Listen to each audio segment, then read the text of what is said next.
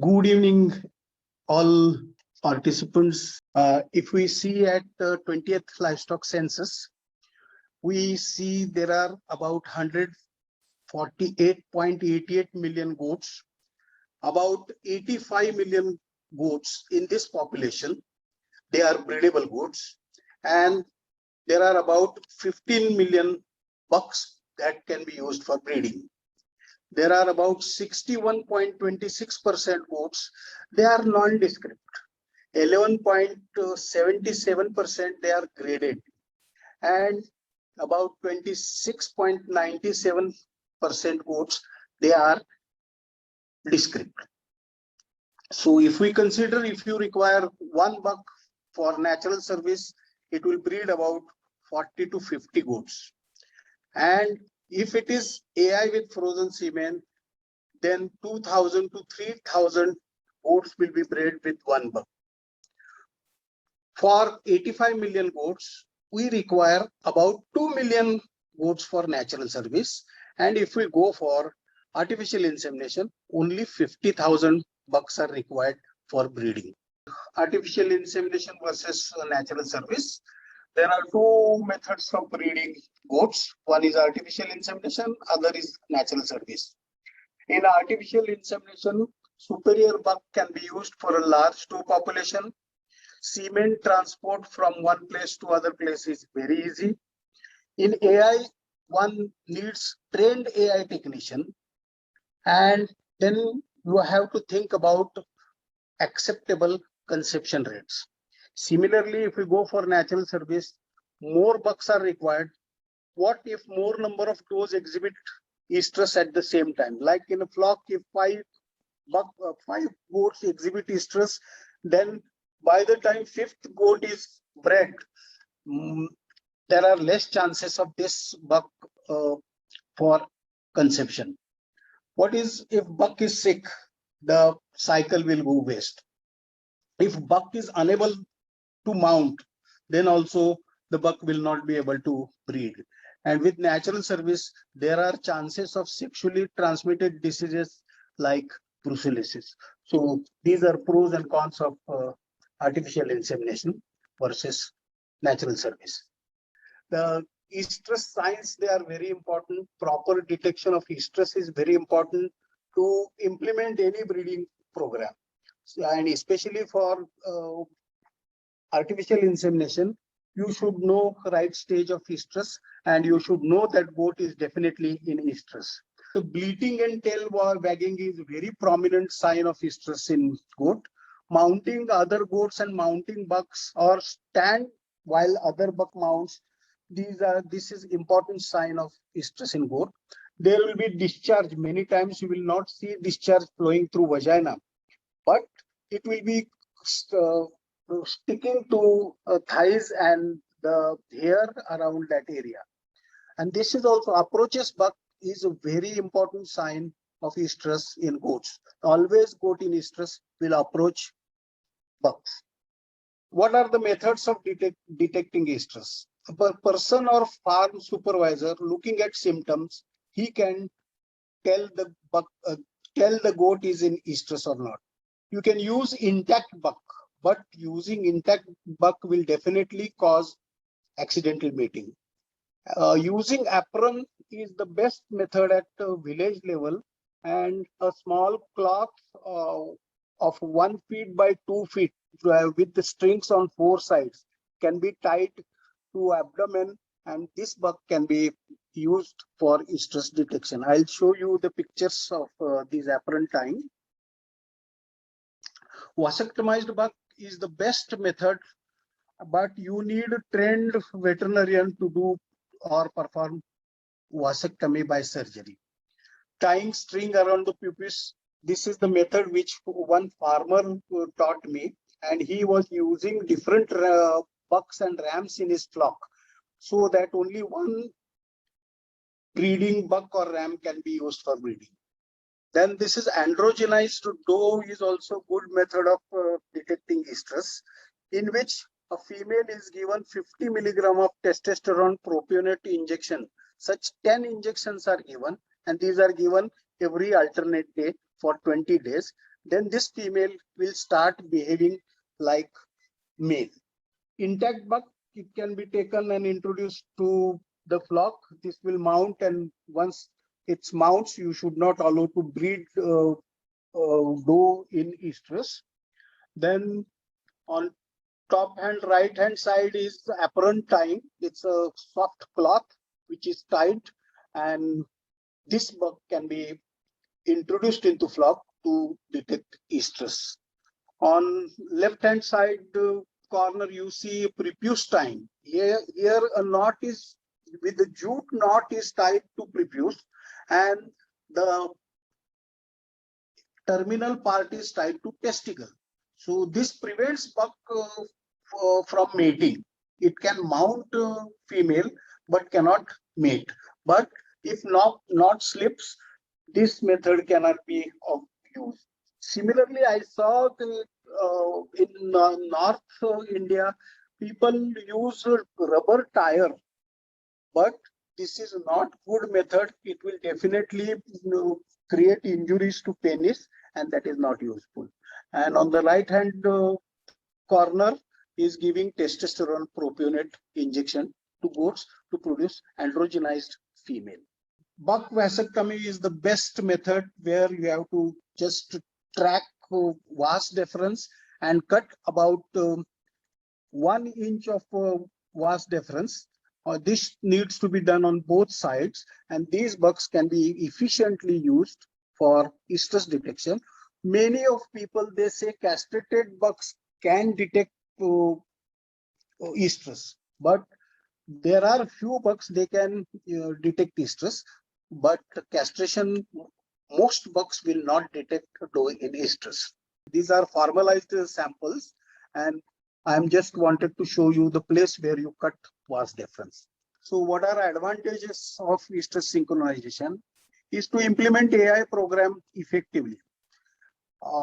If you have all flock in estrus on one given predetermined date, then it is very easy to implement artificial insemination program. In one day, you can inseminate all those in estrus and wait for their pregnancy.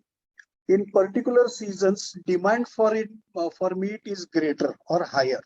So in that case, you need to produce animals or lambs or kids, which will be useful to sell when demand for meat is higher. Then feeding and management is easy for the same age kids or lambs. Estrus synchronization may sometimes may be used for acceleration of breeding program. And estrus synchronization is a must to carry out embryo transfer program. In estrus cycle, in goat, there are two phases. One is estrogenic phase and other is luteal phase. The estrogenic phase is under influence of estrogen hormone, which is mainly secreted by follicles, and it lasts for 3 to 4 days.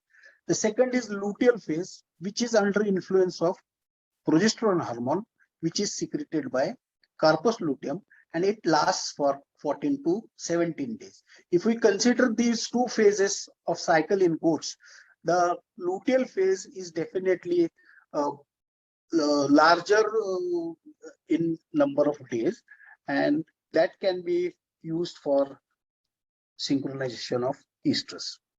Estrogen and progesterone, they regulate production of LHRH. FSH and pulses of luteinizing hormone stimulate the development of follicles on ovary. Mature follicles secrete estrogen, which is essential for sexual receptivity. Luteinizing hormone, initially small amounts, which is followed by outbursts, large outbursts. I'll show you in next graph, which leads to ovulation process. Then follicles collapse and develop into corpus luteum. Corpus luteum produces progesterone, and it inhibits development of other follicles. If pregnancy is established, it continues throughout pregnancy, and if pregnancy is not established, there will be regression of corpus luteum, and this is mainly controlled by prostaglandin F2 alpha, which is produced by uterus, and it has got exogenous endogenous action when pregnancy is established and pregnancy is not established. At the time of ovulation, the two spikes, estradiol and LH level, there are two spikes, which is at the time of ovulation. And then later on, if you see the progesterone levels, as CL develops, it goes to about 2 nanogram per ml from 2.5 nanogram per ml. Estrogen and LH, these surge, they make animal to ovulate. About the natural method of estrous synchronization, this can be achieved using ram or buck effect. In this, you withdraw males for 3 to 4 weeks, and after reintroduction, results in estrus exhibition within 4 to 5 days. Actually, in France, they use withdraw males for 3 months, but under Indian conditions, 3 to 4 weeks are sufficient for ram or buck withdrawal period.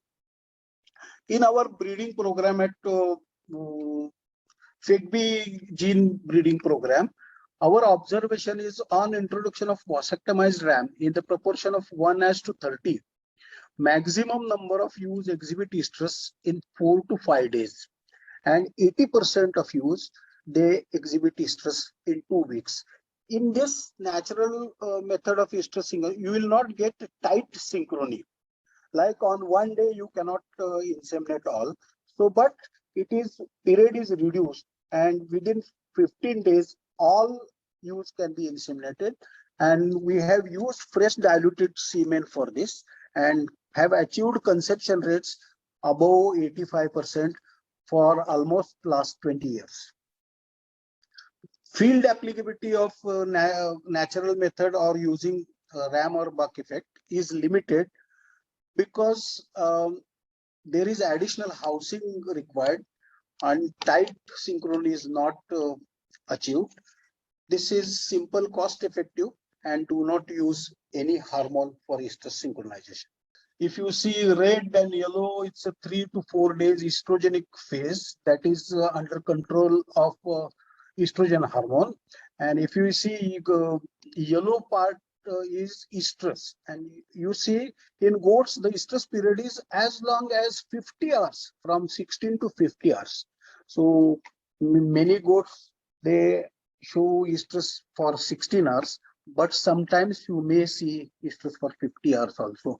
And then the blue one is luteal phase, which lasts for 14 to 17 days. Similarly, I have tried to put it graphically.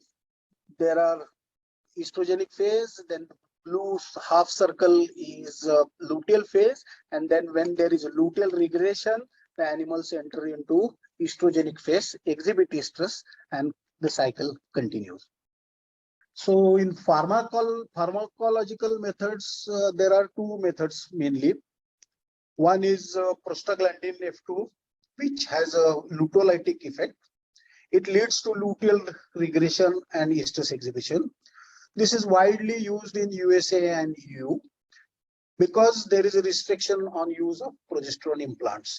Recently, United States, they have started using progesterone implants, which is working very well. So in this, they have suggested traditional treatment of 2 injections, which can be given 19 to 14 days apart. Usually all group of goats, they are injected with first injection, prostaglandin, and then after 11 days, second injection is given. After first injection, the luteolysis starts and the progesterone levels because of luteolysis drop down, and all animals start entering estrogenic phase. So to have a tight synchrony, second injection is also essential. But in goats, there are goats, some are seasonal breeders. So if goat is seasonal breeder, the goats will be in sexual quiescence, and there will be no corpus luteum on ovaries of goats, and the target organ of PGF2 alpha is carpose luteum, there will be no luteolysis. There will be no effect on progesterone levels to drop and animals to enter into estrogenic phase. The second is progesterone implants. There are either sponges or seeders. The sponges are Veramic sponges, Repromap sponges, and cedar. CSWRI has also produced sponges. We have taken trials of these sponges on very large scale, and the results were good. Then there are cedars, which is control internal drug release dispenser. So this is in plasto emulsion base, the natural progesterone, which is incorporated, and that has very good results. The third method is combination of prostaglandin and progesterone implants, where first prostaglandin is given and then the progesterone implant is put. And then you accordingly have short protocols or longer duration protocols for estrosynchronization. So I was just talking about the luteal phase is longer, which is about 14 to 17 days. If we want to reduce luteal phase, you give prostaglandin injection, the progesterone levels will suddenly drop and the animals will enter into the estrogenic phase. Or if you use cedar, then you have lengthening or extending luteal phase, where the implants are kept for about 17 days in goats and 12 days in sheep. And then on withdrawal, suddenly the progesterone level will drop and animals will at the same time enter into estrogenic phase. This is the basic principle of estrosynchronization in goats and sheep. So these are the kind of devices which are available for estrosynchronization. This is a Repromap sponge. The black one is Veramix sponge, and on your right is the sponges that are produced by CIRG. On right side picture, it's a CIDR, Control Internal Drug Release Dispenser. Actually, in all exotic breeds, you don't need to cut that string, but indigenous goats, they try to pull this string out. So what we do is just cut that bead so that they are not able to withdraw other goats' cedar by mouth. So these are applicators which are used for sponges. The yellow applicator is used for cedar, and it has sort of leaf which collapses at the time of insertion, and the cedar remains in vaginal passage for the desired period. Same is with the sponges. The sponge is inserted and it has a plunger that deposits sponge into vaginal passage for whatever period you have assigned. So this is how cedars and sponges, they are inserted, and you will see only the string part remains out, and after the desired period you have to just pull it out, and then animals will enter into estrogenic phase. So typical protocol followed. This works very well, and we have taken number of trials with the cedars. So cedar or sponge. So for use, sponge in is 0th day, and for use, sponge out is 12th day. The cycle length is shorter in use compared to dose. So the sponge or cedar remains for 12 days in sheep and 17 days in dose. And then at the time of withdrawal, you have to give either PMSG in the form of Polygon or GnRH injection. The PMSG has two chains, alpha chain and beta chain. One acts like FSH and one acts like LH. So you have to give 200 to 300 international units of PMSG or GnRH. And cervical insemination should be carried out after 54 hours after sponge withdrawal. Usually after withdrawal, the estrus is exhibited in 30 hours. And you have to, after insemination, there should not be access to bucks or rams for 7 days post AI. So all goats are tail wagging and they are approaching buck. Almost all goats have exhibited estrus here and they follow this buck, and buck is also following these goats, and mounting is there. After estrus synchronization, signs of estrus, I would like to talk about artificial insemination in sheep and goats. Uh, all are aware that semen is collected in artificial vagina and is deposited in reproductive tract of doe, that is resulting in conception and pregnancy. This is artificial insemination. Why this AI has received bad name is improper method of AI, doubtful semen quality, improper estrus detection, and improper time of artificial insemination. AI is a valuable tool where use of superior male over large population of females. Semen transport is very easy from one place to other place, taking just a container. Semen can be frozen and can be stored for so many years. Even after death of a buck, the semen can be used for breeding. As I told you earlier, there is no direct contact, so there are no sexually transmitted diseases if artificial insemination is followed.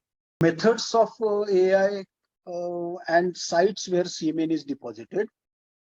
So one is if you introduce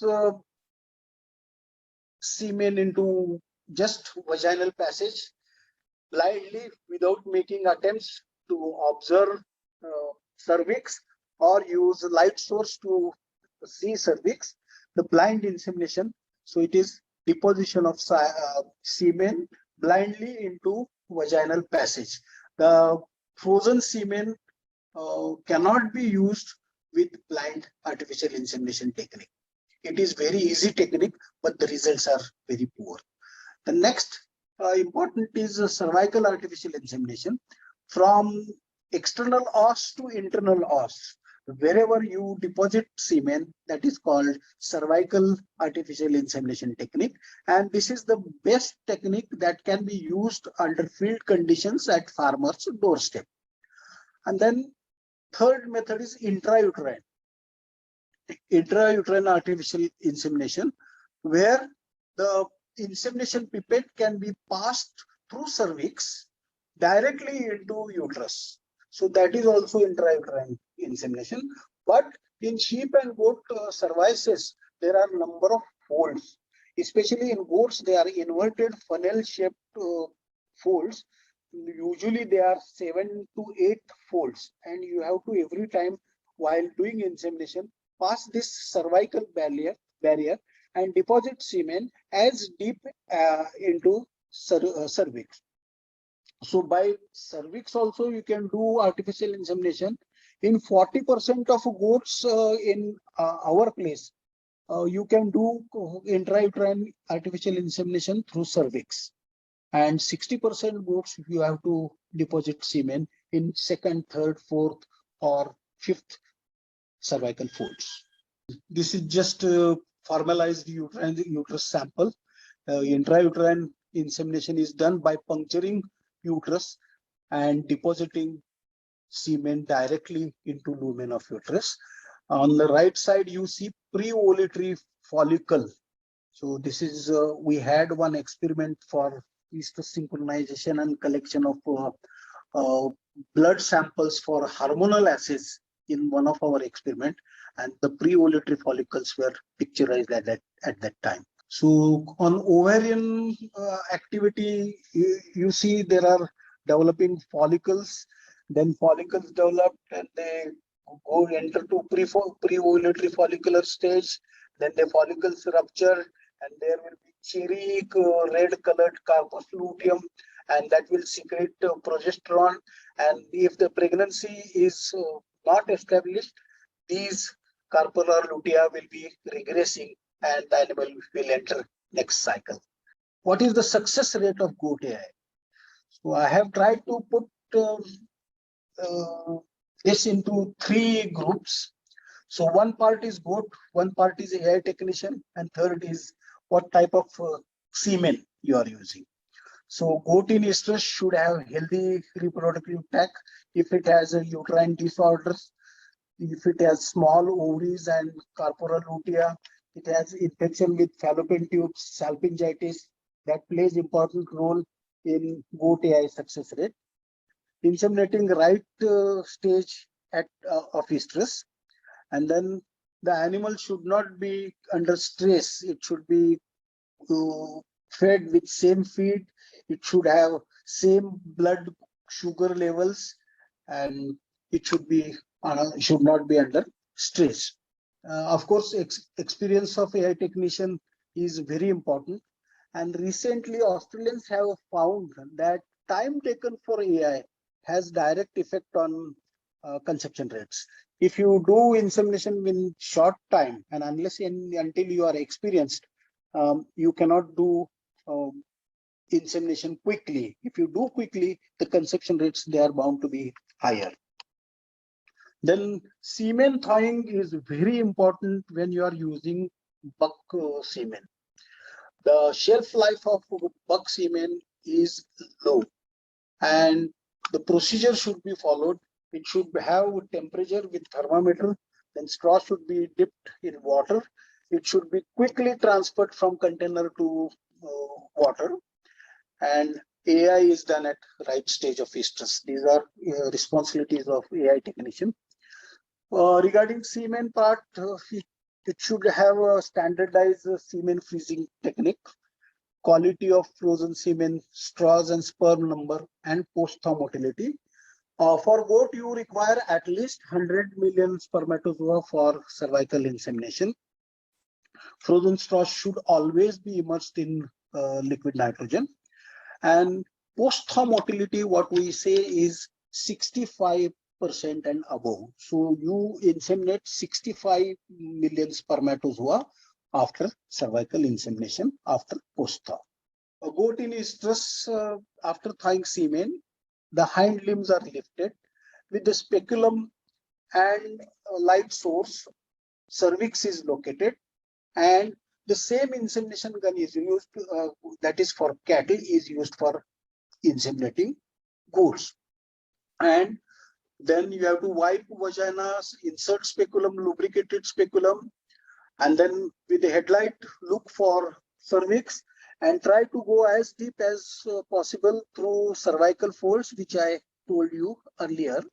Deeper you go with the insemination gun, better are the conception rates.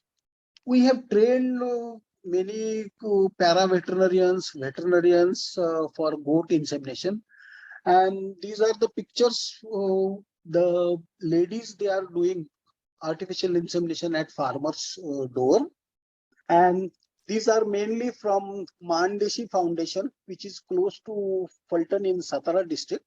And there are about 34 Pashu Sakhis who are doing insemination. We have a refresher training program for them. So regularly we ask them what are difficulties, what conception rates they are getting, what procedures they are following, and they are doing. So these are the kids which are born after artificial insemination at farmers' doors. The anatomy of U cervix, it has very tight cervical folds, and you are hardly able to pass first cervical fold also. You hardly enter 5 millimeter into cervix, and you are not able to pass cervical barrier in sheep. On the other side, progressive motility of ram spermatozoa is reduced on freezing. So you get very poor conception rates on cervical artificial insemination in sheep, and you get about only 20% conception, 20 to 30. So on one side, there is anatomy of cervix, which doesn't allow you to penetrate deeper into cervix. And other side is semen, which has reduced progressive motility. So you have to deposit semen directly into cervix, into uterus. So laparoscopic insemination is the only way for inseminating sheep using frozen ram semen. So this is the laparoscopic insemination technique. We use two-way laparoscope, and from one end you see one trocar, you see to uterus through telescopic lens, and through other trocar you directly deposit semen into uterus lumen by puncturing uterine lumen. With laparoscope, you also can diagnose infertility in goats. So many times we do that if our ewe or doe, their reproductive rates are lower, then we observe their internal reproductive organs through laparoscope and give treatment accordingly or cull the animal, especially in cases like severe salpingitis or endometritis. In such cases, we cull these animals. We have Nari Suvarna artificial insemination program where this is FEGB gene integration program in our nucleus flock. We detect estrus early in the morning every day, and then cervical artificial insemination is carried out in the afternoon. We use fresh semen. Semen is collected, semen examined. It's diluted into 1:3 proportion, and a cervical AI is done using fresh diluted semen. And this technique is very effective, and we have always achieved conception rates above 85%. We conduct 4 breeding programs in a year. So this is field level laboratory at our farm. So first slide shows ram semen collection. So the second slide is the laboratory setup. We just have a incubator and water bath and things like that. And then left-hand corner is semen examination. Middle bottom picture is about dilution. We usually use tris buffer as diluent, and on the extreme right corner is the artificial insemination in sheep for our Nari Suvarna breeding program. About AI equipment, you have a speculum, then you also can use glass speculum, then you have a sheet, you have a insemination gun. There are also smaller insemination guns designed for goats, but we prefer the same gun which is used for cattle. So you can definitely, with additional speculum, you can start artificial insemination in goats using frozen semen. I have not shown headlight here, but you might see somewhere where AI is carried out. You have to just lift. You can use metal speculum or you can use glass speculum, locate external os, and then try to pass insemination pipette as deep as possible by overcoming whatever cervical folds are there. AI records, they are very important, in which you have to keep register having all these details for keeping records. That will give you some idea, time of insemination, and then what was the estrus exhibition, and then time of insemination, what is the period, and you can arrive at your appropriate timings. Next, please.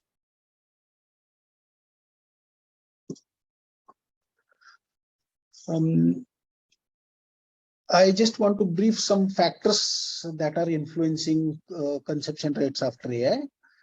Health and reproductive system of doe is very important. If doe reproductive system is not healthy, then you are not going to get good conception rates. Quality of semen and wild spermatozoa number. Many times in most countries, they try to keep 25 million spermatozoa, which really doesn't work for cervical insemination in goats. Technique and skill of inseminator is important, and it is matter of practice. Time of artificial insemination. You previously we used to tell that after exhibition, do artificial insemination at the end of estrus, because ovulation occurs at the end of estrus. But our practical experience has shown that the goat should be inseminated immediately after exhibition of estrus. So time of AI, you have to see what is good time of AI at your places. Season, some goats are seasonal, some goats are not seasonal. If they are in breeding season, there are better conception rates. If they are out of breeding season, the conception rates are lower. Then the conception rates are lower in maiden dose, mainly because you cannot pass the cervical barrier in maiden dose. Then environmental factors such as feed, flock, stress, or if goat is stressed after AI, there are chances of early embryonic losses. Next, please. So I'm not going to talk details about semen freezing, but this is the frozen semen laboratory at Nimkar Agricultural Research Institute. And this is well equipped biosecurity frozen semen lab where we freeze ram and buck semen. And the shed behind the lab, that is for maintaining bucks, and there all bucks, they are kept and they are used for semen collection in semen collection yard, which is in between that shed and frozen semen laboratory. Next, please. Again, this was a video, but I will tell you, this is semen collection in artificial vagina. We don't use cone in this semen collection method because in bucks, the ejaculate should directly come into collection cup. We don't use cone and avoid contamination and the semen losses because semen quantity is hardly approximately 1 ml. So if you lose some semen on the cone, then you are not going to produce larger frozen semen doses. And behind you see two pass boxes. On left hand side, the pass box is for getting AVs and collection cups, and the right side pass box is for giving semen into transferring semen into frozen semen laboratory. Next, please. This is about field level. I was told that I should talk practical aspects of AI and other things in this webinar. So that's I have restricted my topic to field veterinarians. So semen extenders and short-term semen storage, you can use coconut water, use fresh coconut water every time. Do not freeze it and use chilled. You can use this. You can use goat milk, or you can boil, cool, strain and use this goat milk in 1:3 proportion. Then you can use skim milk powder as per direction on the pouch. You can use tris buffer where we have tris buffer, D-glucose, citric acid, and antibiotics. You can also use commercial diluents like Andromet and Triaridil for short time semen storage. Usually it is chilled semen, and you have to use chilled semen within 8 hours. It has got a very short shelf life. Next, please. This is very important slide which I have prepared. Under field conditions, everybody is of the opinion that buck semen protocols can be directly used for freezing goat semen. Actually, buck semen freezing is very difficult. If we talk about semen volume per ejaculation, the buck is 0.5 to 1.5 ml. And if you consider bull, it is 4 to 8 ml. People have used same diluents and freezing media which they are using for cattle, for goats, but the freezability is lower in such media. Number of spermatozoa in million is 1500 to 5000 for buck. It is 1500 to 2500 for bull.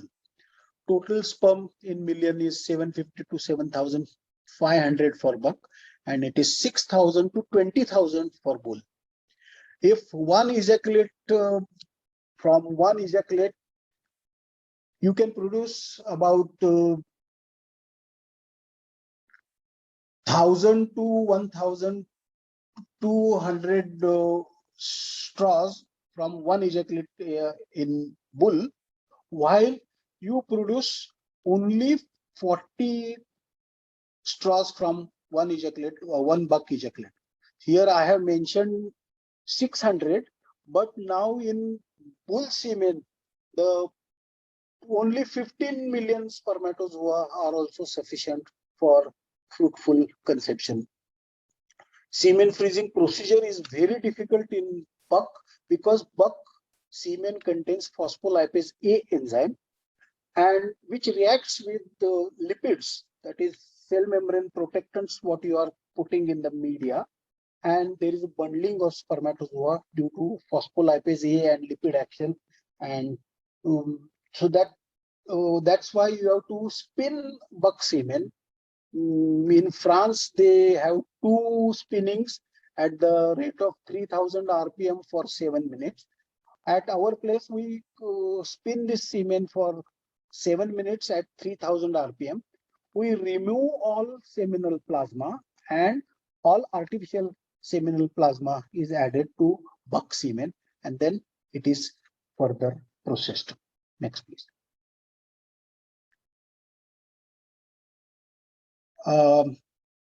Many of field veterinarians, they have repeatedly asked for pregnancy diagnosis in goats.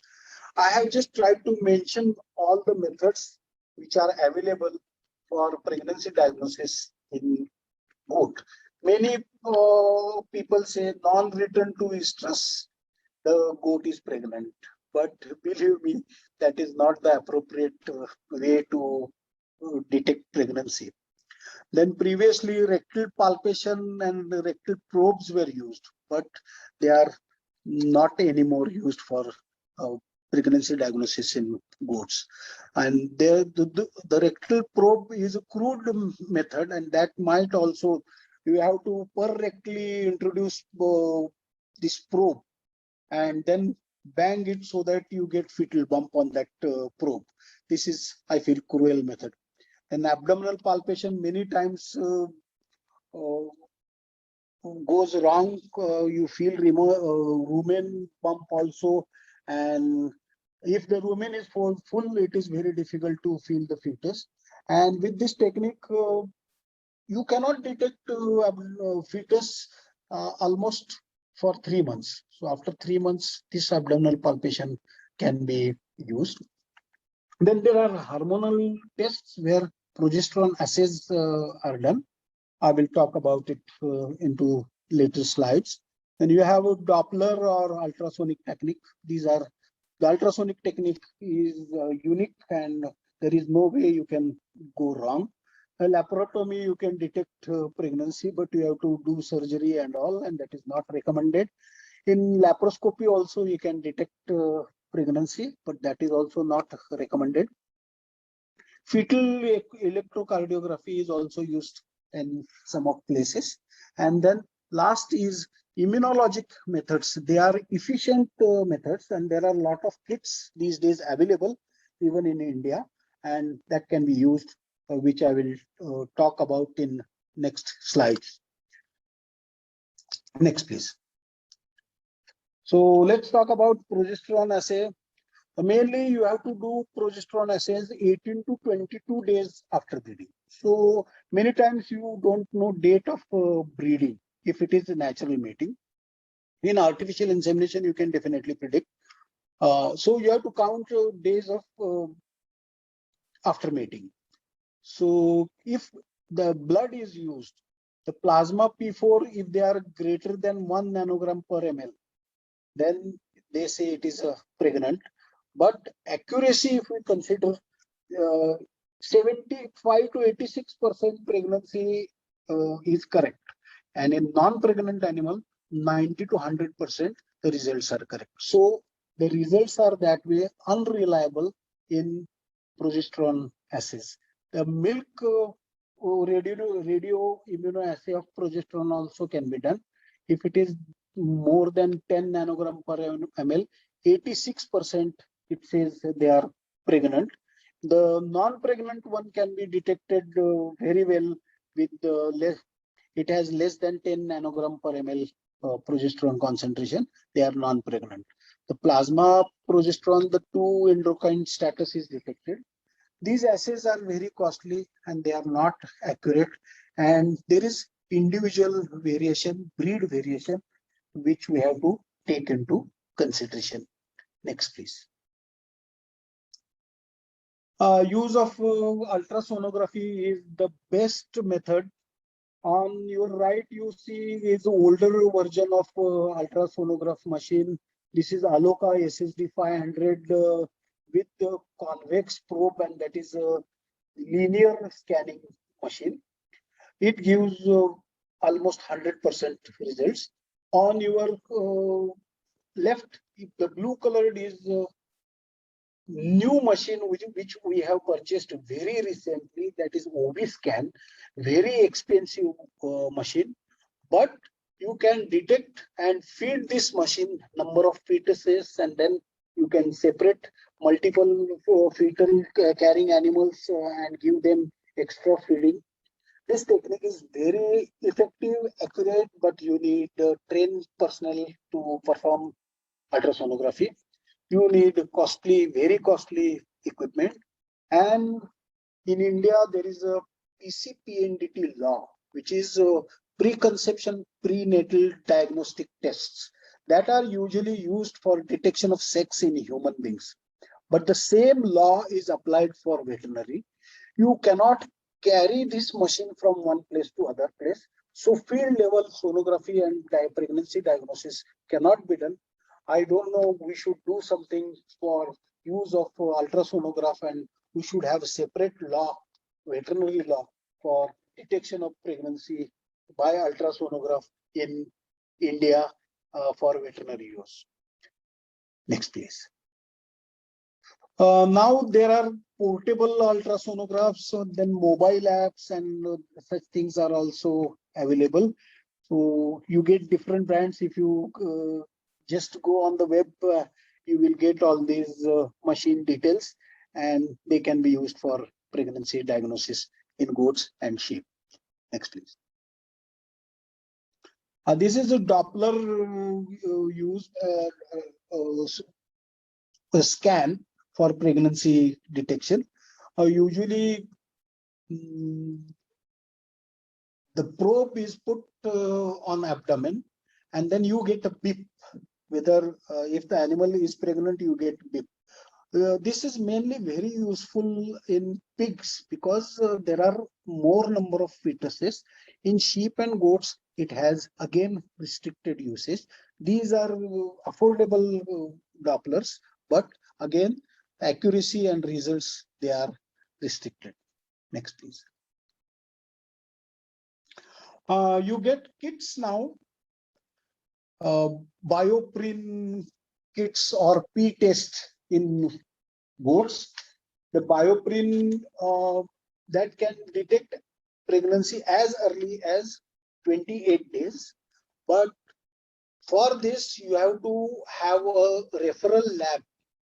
There are about 40 referral certified laboratories all over India. You have to collect blood samples in vacuoteners supplied by them, and you have to send those samples to the referral lab. And for testing 10 animals, the kit cost is 7,149 rupees. But these kits are available on Amazon also. But I'm not sure about their referral laboratories. They say there are 40 laboratories, but I'm not sure about it. Then this is a p-test, what they call. You can collect urine, plasma, milk, and it detects estrone sulfate, which is released in milk, serum, plasma after 15 to 20 days of pregnancy. And this estrone sulfate, it is present throughout the pregnancy. And this tests, these are color tests. You have to just draw urine sample or milk sample or serum sample and see the color changes in them. They are cheap tests, but the accuracy is doubtful for pregnancy in using this test. Next, please.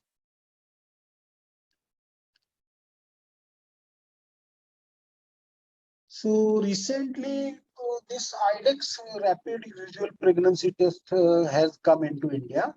They have a lot of tests for various diseases and then some gonadotropins and tests like that.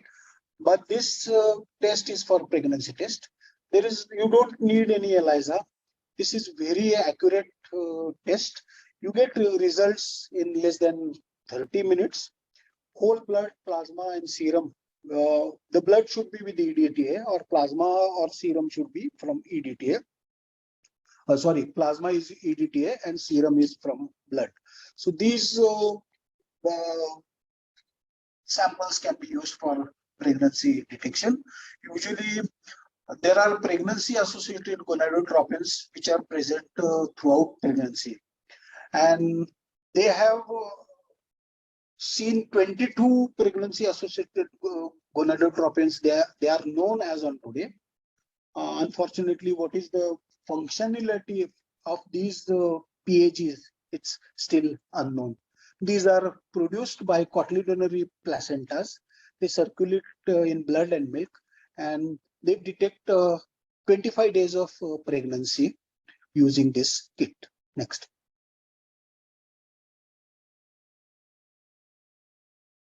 So this kit includes 96 well plate. It has a tray and disposable pipettes, and then the accessory pack has a wash bottle precision pipette, and there are 4 reagents bottles with convenient dropper caps which are labeled from 1 to 4 for protocols that they have suggested. Next, please.